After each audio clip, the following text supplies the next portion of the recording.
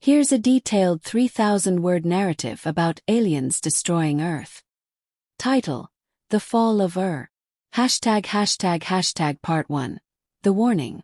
In the year 2123, humanity had reached a pinnacle of technological and cultural achievement.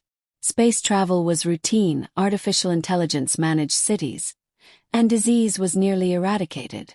The future seemed bright, until the first signal arrived.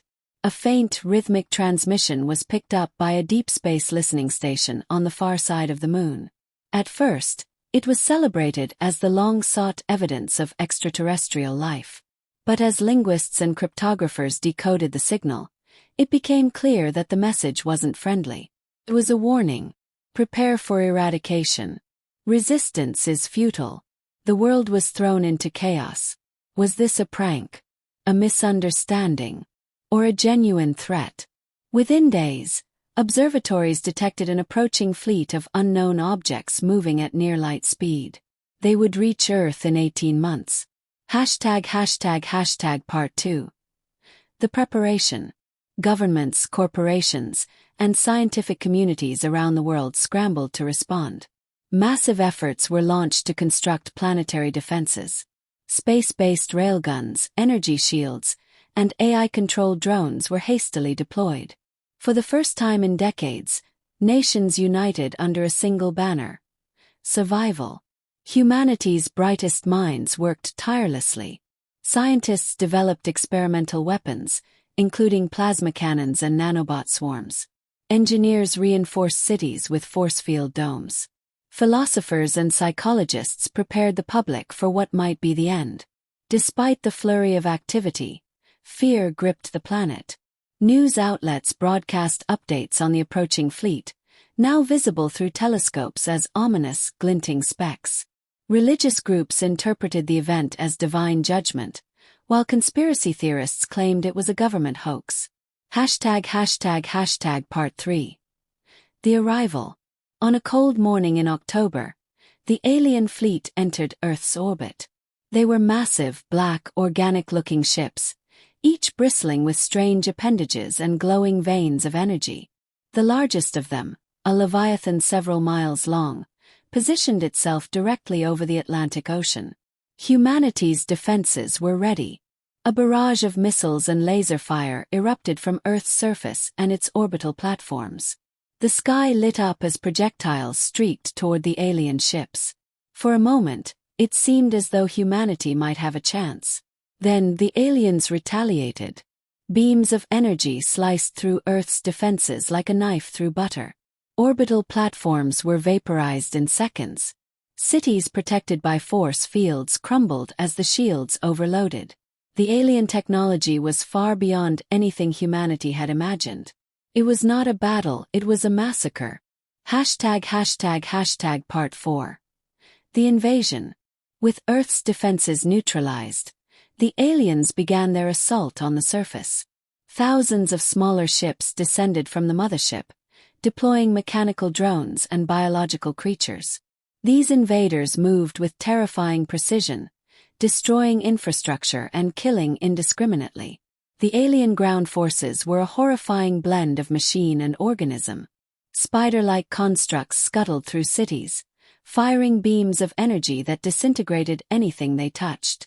Towering biomechanical beasts tore through buildings, while swarms of insect-like drones hunted survivors. In the face of such overwhelming power, humanity fought back as best it could. Soldiers and civilians alike took up arms, using whatever weapons they could find. Resistance cells formed in the ruins of cities, striking at the invaders whenever possible. But for every alien destroyed, 10 more took its place. #### Part 5.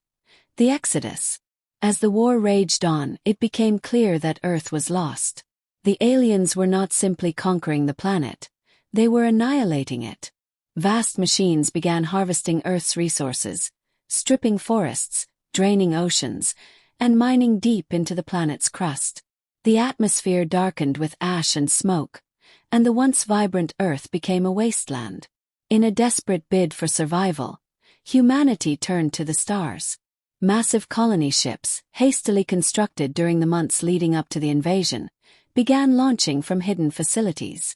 These ships carried millions of people, scientists, engineers, and families, into the unknown, hoping to find a new home among the stars.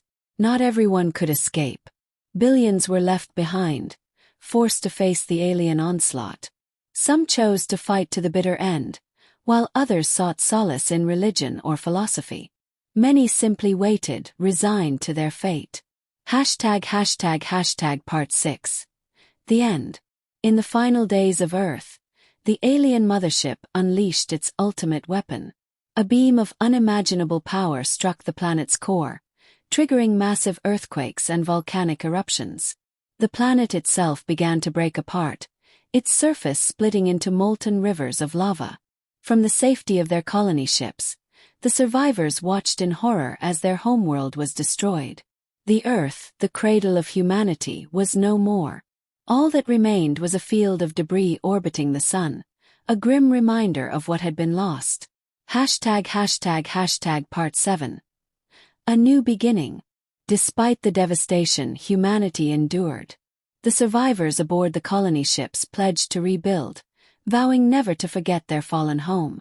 They established a new calendar, marking the day of Earth's destruction as Year Zero. As the years passed, humanity adapted to its new life among the stars. New colonies were founded on distant planets, and the lessons of Earth's fall were etched into every aspect of society. Humanity became a species of wanderers and survivors, united by the shared memory of their lost world. But the question lingered: why had the aliens attacked? Was it greed, fear, or something beyond human understanding? The answers, if they existed, were lost with the Earth. And so, humanity's story continued, a tale of resilience and hope in the face of unimaginable tragedy. The Earth was gone, but its spirit lived on in the hearts of those who remembered it, a beacon of light in the infinite darkness of space. Let me know if you'd like to explore specific parts of this story further.